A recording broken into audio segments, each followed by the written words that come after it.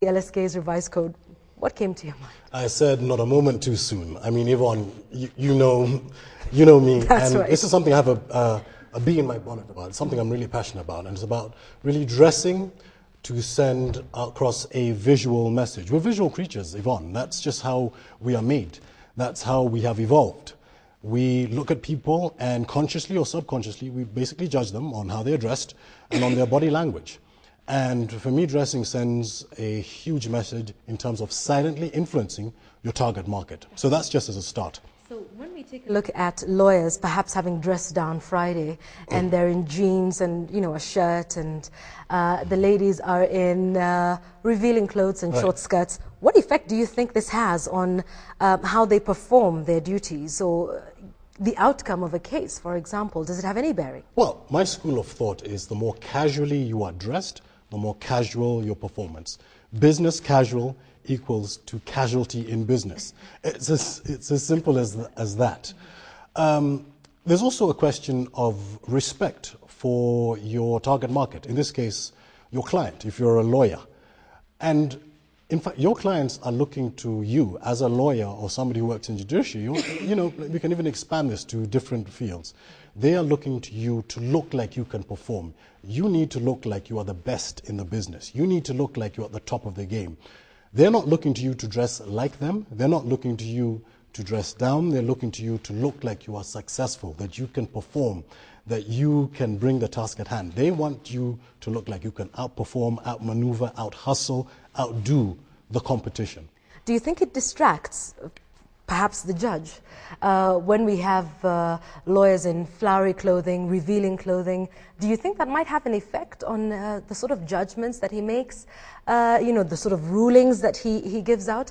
Does it directly affect the output of work depending on how persons are dressed? Well, I'm not sure. I can't put myself in the place of a judge to say whether somebody is dressed a particular way, but I can tell you this, that you can actually influence the outcome of a case based on the way that you are dressing. And also, what kind of message are you sending? What do you want people to think when you are standing up in court and you are speaking on behalf of a particular client?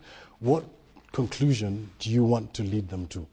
So I guess it can affect the way a judge would make a ruling. Let's move away from lawyers and the judiciary now to the workplace in general. Is this something that you would like to see happening? The LSK has released that. Can this possibly, should it happen in other sectors? You know, dressing, number one, you need to dress appropriately for whatever your job is. So depending on the profession, depending on the industry, you need to be appropriate. If I was working for an NGO in northeastern Kenya, dressed like this would be inappropriate. So number one is what is appropriate. Let's get that straight, number two. But, number two is also what message are you sending? You know, putting on a suit, for example, as a lawyer, is almost like putting on the uniform for your favorite football team if you're playing for them. It actually allows you to bring your A game to the table. It really does. It not only affects the way people see you, it also affects your performance. So whatever is appropriate, whatever you want your intended target market to think, it's as simple as that. Now, you know, I'm not here to literally legislate or to say you need to dress in a suit if you're a lawyer or you need to dress in high heels. But I am here to say that if you are dealing with people in a particular industry, what do you want them to think? What do you want them to take away? Because we're visual creatures, and subconsciously or consciously, we are naturally going to make our judgments based on how people are dressed. Right. So it is up to you to say to yourself, this is what I want people to think when they see me. Okay, all right. So when we talk about that, and we're talking about, you know, persons dressing, the first thing that comes to mind is, oh my goodness, this is expensive. You know, dressing in suits every day or dressing to impress, that this is necessarily an expensive affair. Well, I get that question a lot. You know, I talk about this in my sessions, I talk about this with my clients, and like, oh, you know, we have to spend a little bit of money. Actually, no, you can dress in a particular way depending on your budget. And it is not about dressing in designer clothes. It is not about buying the most expensive clothes. You can actually dress in a way that sends that intended signal to your targeted market within your budget. The other thing is, Yvonne, how much are you willing to invest in yourself if this is something that is really important for you? If it is important that your clients see you as a top-tier performer, as your clients see you as the best in the business, for you to separate yourself in this hyper-competitive world, you're competing with lawyers or whatever industry it is across the country, how much are you willing to invest in yourself? So again, it's a question of priority. And if you can answer that question, then you'll be able to say, I'm going to spend X amount of shillings on dressing a certain way. But it is not, I repeat, it is not about dressing expensively. You can do this within your budget. All right, okay. So definitely doing that. Because even as we talk about that, in various sectors, even for us broadcasters, there is some sort of expectation of how we dress and the sort of colors that we portray, the sort of images and moods and whatever. So let's talk about that a lot because I know you are keen on color. Even while we keep it conservative, a touch of color here and there. Tell us about, you know, dressing up for the day, dressing up for the mood. Do you dress how you feel? Do you dress? Give us some tips on that and choice of color, for example. Well, number one, please dress on message. Your choice of attire when you step out into the workplace should really, what I call, solidify your message. It's about making sure that the words that come out of your mouth, when you say, this is who I am, this is how good I am, that visually you're not distracting. Visually, it is confirming to people. In fact, that is the first thing we see. I will not know how good you are if I'm meeting you for the first time. I won't even know anything about your personality. The first thing I see is visually, how you are dressed and your body language. That immediately, in the first few seconds, will color my entire dealings with you. So, you know, that's first off the bat. But color is something that is really important. The psychology of color says that the colors that you wear not only affect the words that are coming out of your mouth, but they can even affect your own mood. So let's give an example of someone who uses the psychology of color to great effect. None other than President Obama. Now, he dresses, when you see him, white shirt, red tie, navy blue suit. That combination is called power dressing, by the way. But the accent color there is the red. And red, according to the psychology of color, means authority. It means absolute persuasiveness. It is dominance. It is the most bold color, certainly in terms of coming across. So if you look at your audience and say, I want to come across as bold, I want to come across as most authoritative, I want to come across as most persuasive, then it makes sense that you would incorporate a color like red or a color within the family of red to affect your target audience. But by the same token, if Obama is looking to push through, say, tough legislation, so he has Democrats and Republicans on one side, he'll wear a blue tie, because blue, according to the psychology of color, stands for peace and order and reasonableness and togetherness and that sort of thing. And so if you master some of these elements, you're at the top of your game. You are silently influencing your audience, and they have no idea. You don't even have to open your mouth. You just need to, you know, literally show up. And anything well packaged is half sold. That's true. That's true. While we're speaking of Obama as an example, when you take a look at politicians, and we will not name names, but do you think that's part of what they think about, or do they just, you know, put on anything? Of course, we know the ones who don the party colors and have, you know, the shirts and the T-shirts that have been printed with their party paraphernalia and whatnot. But for the most part, do you think politicians and leaders in this country take note of some of those things that you've talked about? Yvonne, the sad truth is in one word: no, unfortunately. A lot of people, especially in the world of politics, are not aware of this, or even if they're aware, it is not a priority. And so what happens, you have a politician who is out there on the biggest stage, addressing a kamkunji, a baraza, or even coming into a studio for an interview, and they are wearing the wrong colors, which again is taking away from the power of their message. And again, I'll come back to this. It's not even something that you can control. It is subconscious. And if you want to be able to be at your most persuasive, at your most influential, you need to be able to know that these are the rules. I shouldn't say rules, but at least you have that knowledge, and then you can have a greater influence on your target audience. And in this case, for a politician, it's the voters. Okay, all right, okay. Let's talk about young people, and we'll get to the tweets in just a moment, because I can see them coming in. Fast and furious, I can imagine. Yes, for young people, do you think this is the caliber of people that disregard these rules the most? Well, okay. This whole thing about dressing down, for example, in the workplace, I mean, this is something that came out of Silicon Valley, in the US. Now, the US has given us a lot of great things. Coca-Cola will take. To Google offices, yes. and, they're playing on little beanie bags, and it's all very casual. Which is fine. Yeah. But I think casual dressing is something, and actually the pendulum has actually swung the other way. So whereas you find a lot of organizations, certainly in America, certainly in Silicon Valley, are dressed casual, the pendulum has swung where now people are saying that we have to dress up. Because dressing up has such a psychological effect on you. When you look good, you feel confident. When you're confident, you're able to then have greater self-esteem. Greater self-esteem leads to better performance. Better performance leads to more self-confidence. And that's that virtuous circle that you're looking to. So in answer to your question, certainly when it comes to young people, for young people, this is a hyper-competitive world. You're going out there are tons of young people, as we all know, who are looking for scarce jobs. As your previous guest said, how are you going to separate yourself from everybody else? One of the ways you can easily separate yourself is by starting to dress a little bit better.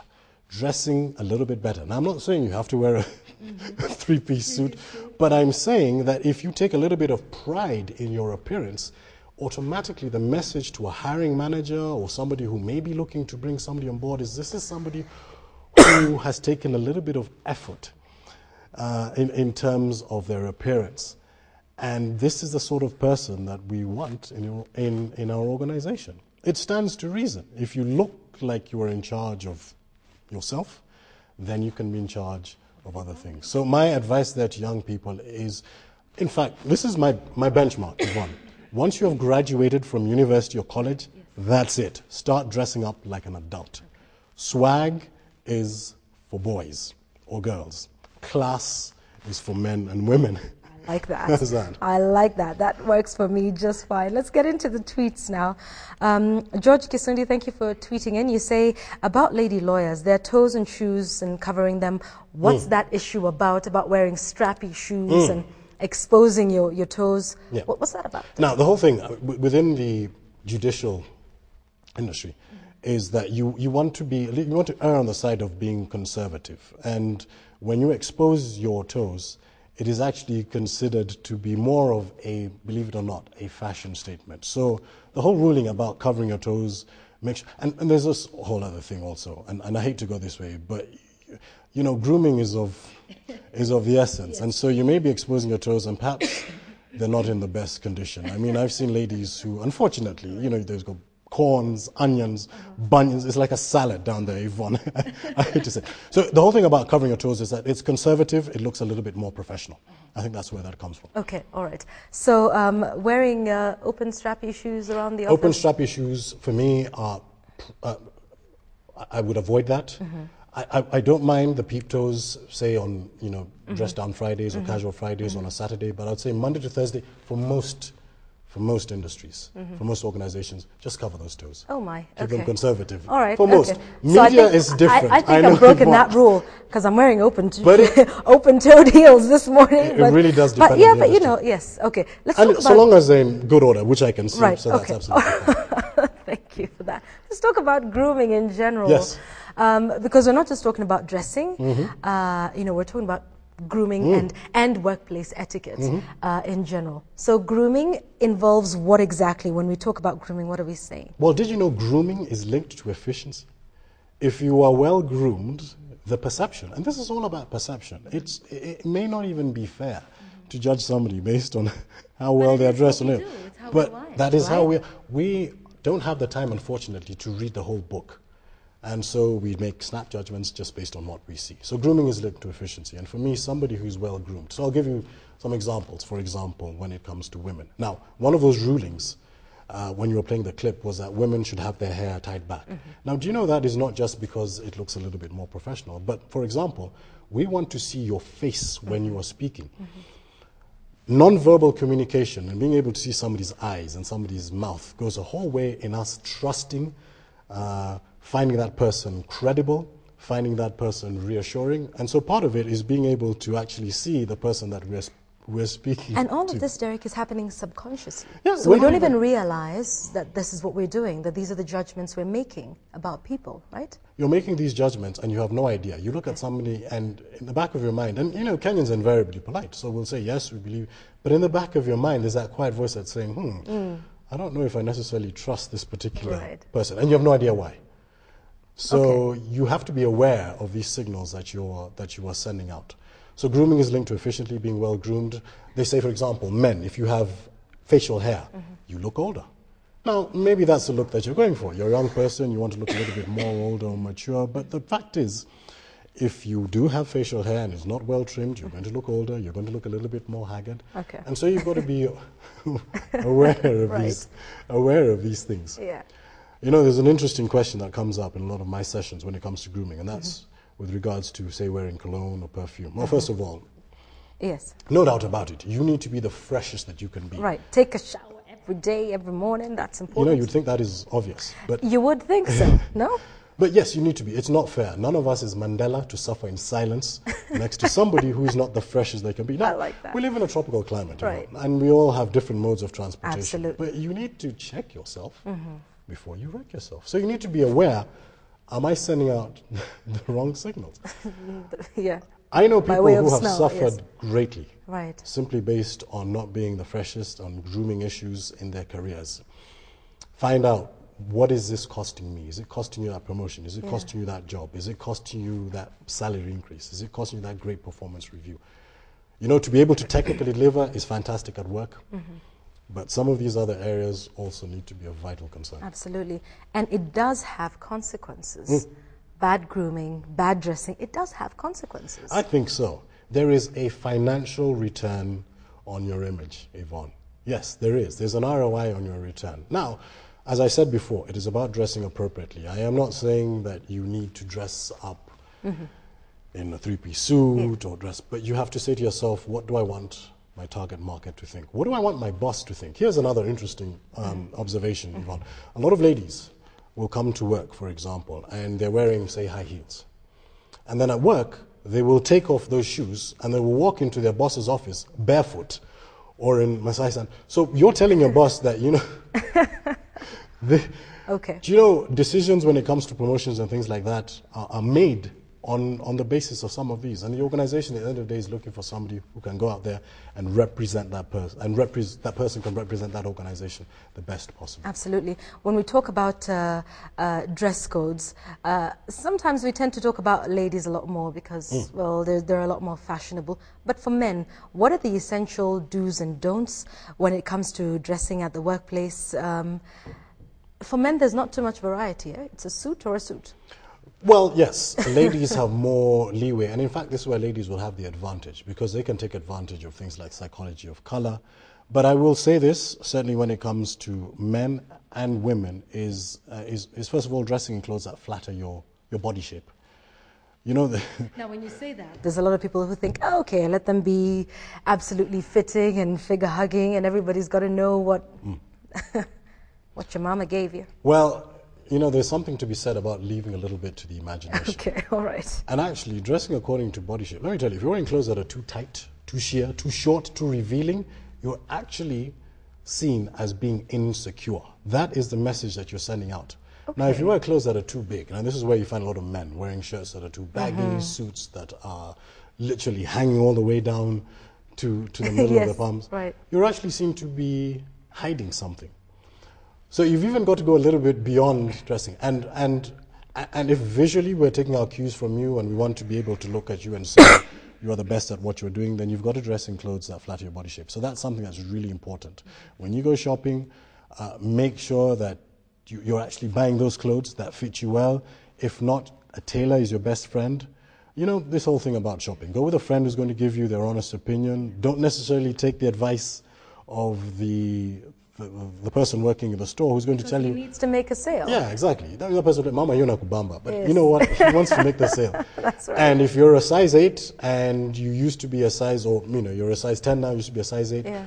come to grips with that reality Right. and say, I can no longer fit into this, That's right. no matter how good it is, and you know, make the necessary adjustments. Okay, Yes. all right. So we were talking about that for men particularly. They don't have much in terms of color. Yes. I suppose the only thing they can play around with is the tie, the pockets square, and that sort of thing. Right, and that's a little bit of the style personality. So yes, you were asking me about men. So I would say dressing according to their body shape again.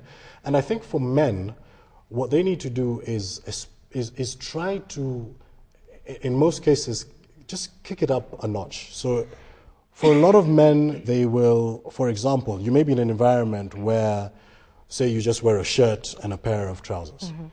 Well, my advice would be to kick it up a notch. You can add on a jacket, maybe, or maybe add on a tie without the jacket. There are all these different degrees. So my advice would be one way of standing out in this crowded marketplace, in an organization where the road to the top goes like this, is to try to dress a little bit better than the rest of your counterparts and your peers. And it's not about showing off, it's just literally about setting out the message that I take pride in my appearance, and this is what you can expect of me in terms of my work output. Right, we have a message here asking, what about bankers? How do we expect our bankers to dress? Okay, now banking is a conservative profession, I think much like the legal profession. So again, you are handling people's money. You know, people are really sensitive about handling money, and you've got to look like you have that financial nous, and you can do that through your dressing. Now you'll find in banking they dress a little bit more conservatively. You wear navy blue, you wear darker colors, because you want to give the appearance that you are stable. You want to give the appearance that you can handle things. You don't want to be too flashy when you're in the banking industry or the insurance industry. You still want to have a little bit of a style personality. You know, you can do it with, like you said, pocket handkerchiefs and things like that. But at the end of the day, for banking, try to err on the side of being more conservative. And I'll tell you why.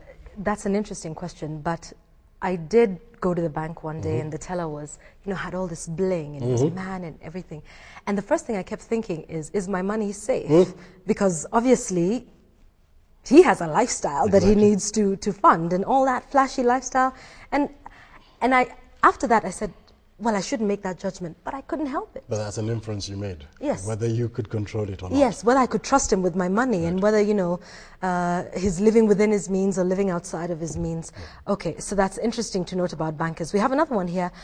Stephen Nyabwa says, I believe he's an artist, and he says, please ask about artists' workplace clothes. All right, now an artist, people in the entertainment industry, there you have a little bit more room to play. Your style, personality comes into play there. Please, you know, this is where I would encourage you to go out and express yourself.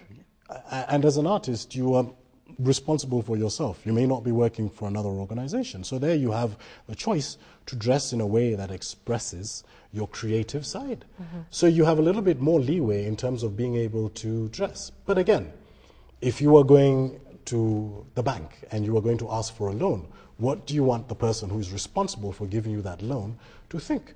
So if you say to yourself, I'm an artist and I'm going to go there with multiple earrings, studs in my ears, and that's how I express my personality, the chances are that the person sitting across there is going to look at you and say, this person is perhaps not giving me the right signals.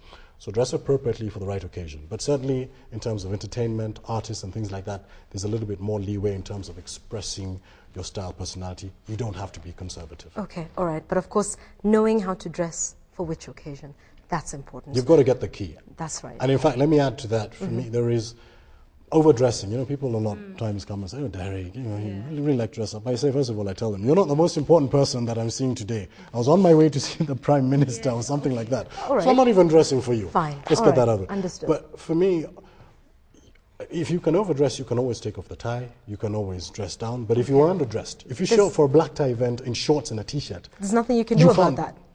Go the opposite direction.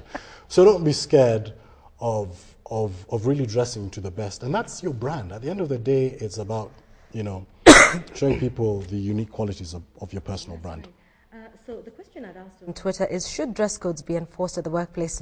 Frida Winger says, yes, absolutely. If you want to protect your brand, your employees are a mirror of your establishment. So how does an employer go about stating that this is a dress code without sounding dictatorial or tyrannical or, you know, this is my space? Because, of course, you know, when you're running an establishment, you want to create a certain image about the brand of the organization, which also has its own brand. So what advice would you give to employers in terms of how to, you know, gently speak to your employees and say, well, you know, what you came to work with yesterday or what you're wearing today isn't exactly appropriate, because it is a touchy subject. I mean, you know, when you're telling someone that they don't dress well, it's a criticism, and it's painful to take sometimes. I know. It's sometimes difficult to legislate that sort of thing. I'll give you an example. UBS Bank, the Swiss bank, over 60,000 employees worldwide.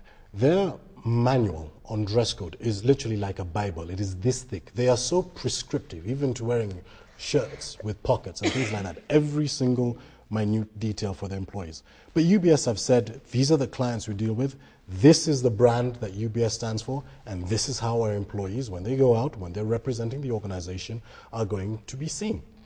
So for an organization, for an HR department, in terms of legislating the dress, I find decisions made by consensus are usually the best. So bring in people from the different departments or what have you, sit down and say, and have a frank conversation and say, this is what the organization stands for. This is our motto. This is our tagline. We are the best in Africa. We are world leaders. All the wonderful taglines. Do we want to show our clients visually that we are the front? And so that is a decision that is made with everybody's best interests at heart, let me say that. And everybody has had some input in that decision, rather than sort of laying down the heavy hand of the law and saying everybody should dress this particular way, because then you start building issues of resentment and things like that. All right. Is it your opinion, and this is your personal opinion, that in Kenya we take dressing as seriously as we should? It is, in my professional opinion, I don't think dressing is a priority when it comes to that. I think there's a greater priority placed on the kind of car that we drive and a little less. But it is changing. I think a lot of people are now saying this is one way of really exuding our personal brand. This is one way of showing off our authenticity. It's about that passion. Passion is not just in terms of the energy that you have when you're doing your job, but passion is in the way that you speak. It's in the way that you look, and showing people that I am proud when I step out into the world every day in a professional capacity. And so certainly people are rapidly saying that this is one way that we can distinguish our personal brand, and dressing in a way that's appropriate and shows off my true positive traits and qualities. Okay. Before I let you go, let's talk about women in heels. That's a huge one for a lot of ladies going out to the office every day. The pros and cons of heels have been elaborated before, I think, in terms of posture and things like that. But a lot of women feel the pressure to put on heels going to the office because apparently that's the formal look. Is it necessary? Not all ladies can handle heels all day running around in the office, or perhaps for someone in sales and you have to move from one office to the next. What's your take on that? What advice would you have for ladies and wearing heels? And we see some, Derek, who are wearing heels and it is obvious that they cannot balance, let alone move for the next 100 meters or so. All right. Well, Yvonne, I believe that heels make women look more authoritative. I believe heels make women actually have better posture. Now, there are those women who cannot wear heels for some medical problem. I'm not referring to those. That's a very small segment. But heels invariably make you look better, make you look taller. A lot of women are naturally shorter than men. So that's one way of building up your stature and influencing the positive body language that you have. However, I think the devil is in the details and how high those heels are. So tottering on 6-inch heels in a professional environment, in my mind, sends the wrong signals. Trying too hard, and yes. I think 3 inches, I mean, even if it's a little bit of a kitten heel, I think heels will invariably just make you look a little bit more professional as opposed to flats. Okay. But, at the end of the day, I want you to be comfortable. And if you're running around as a salesperson and the heels are actually impeding your work, then I would be the last person to say you must wear heels. But do be aware that heels do have a positive effect in the workplace for ladies. Right. Well noted, well noted. Give us your final thoughts. Workplace etiquette, good grooming, dressing up. And like I've said, it's not expensive, it's not designer wear, it's not, over the top. But just give us the do's and don'ts, and why what happened with the LSK is something that perhaps should happen in every workplace, from whatever small SME it is to the big organization that we work for. All right. I'll start with the LSK. I think the LSK brought that ruling is because they want the people who work within that organization to look like they are good at what they are doing. And one of the ways that you can show people that you are a top-tier lawyer, that you are good at what you're doing, is through visually representing that, and so looking your best. I think the more casual you are dressed, the more casual is the inference in terms of the delivery of your work. People are not going to know how good you are unless you actually show them. Okay. The visual is the entry. You do have to deliver. You have to be a great lawyer, a great banker, a great doctor, a great, person in the media. But the visual is the entry. That immediately gives people a sense of the type of output of work they can expect from you. Okay. Look at the industry that you're in, find out what is appropriate, but look and feel like you are literally the rock star, the iconic person in your industry, Right. and dress in a way that reflects your personal brand. Okay. I think I'll leave you with those words. All right, yes, absolutely. And getting some interesting feedback here, of course, about what's happening in terms of dressing, and we'll be sharing those. Derek, as always, thank you very much for coming and for your insights there. We've talked about everyone from politicians to leaders to CEOs to bankers and to lawyers as well. I hope this has been of help to you. Talking about enforcing dress codes at the workplace, how important it is how you dress. It's now 10 minutes to 9 o'clock. We'll leave it at that for now. I'd like to remind you, though, that we have our live coverage of what's happening at the KICC with the presidential candidates presenting their papers to the IEBC. There'll be a rally after that. James Smart will be in around 9 o'clock. And remember, Rita Tinina will also be live from the KICC. Aaron Ocheng is at Uhuru Park, bringing you all the latest of that. Let's give you some feedback now with our discussions this morning. Okay, all right. Let's talk about this one here. It says the speaker, Derek Banga, has refined English. That can also be part of dressing accompaniment, I believe so. Good dressing with broken English is bad comedy. That's Michael in Comorak. Thank you for that. That's very interesting. Derek agrees with me. All right. There's another one talking about I'm sad that in the workplace, in a high office in Kenya, how ladies dress is a problem. They dress tupu, I think. We have to enforce that law. I wish I was the one to enforce it.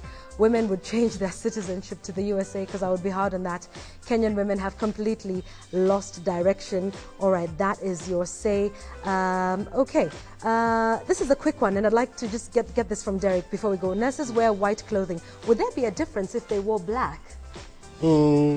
White, as far as the psychology of color, refers to honesty, purity, and so I think that's why nurses do wear white or they'll wear blue. I think black would be a little bit too somber. Yeah, I think they would be preparing for my funeral rather than helping me recover. All right, okay, so that's a quick one.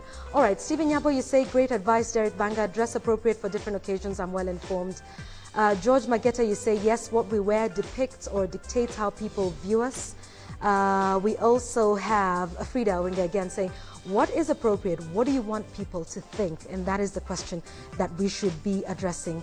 Kinyanjui Kombani says, it was good seeing you at Kenyatta University yesterday. Your presentation was, as usual, outstanding. Kenani, thank you for tweeting. You say, yes, it should be incorporated, dress codes, that is. It brings sanity to our society. You also say, dress code is key. It identifies one in a particular field. All right, so those are your thoughts this morning. We've been talking about enforcing dress codes at the workplace, how you want to be perceived. In as much as it sounds vain, but it is who we are. We look at people and we judge them in the first 5 seconds. So is that a battle you want to start to lose even before you've opened your mouth to say who you are and what you do and what you're good at? I think not. I hope you've had a good time on the show today.